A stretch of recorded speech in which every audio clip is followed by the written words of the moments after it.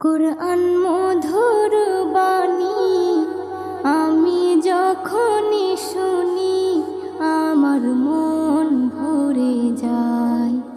কুরআন মধুর বাণী আমি যখনই শুনি আমার মন ভরে যায়। শোনো মুমিন মুসলমান, পড়ে দেখো না কুরআন, কত শান্তি পাওয়া যায়। কুরআন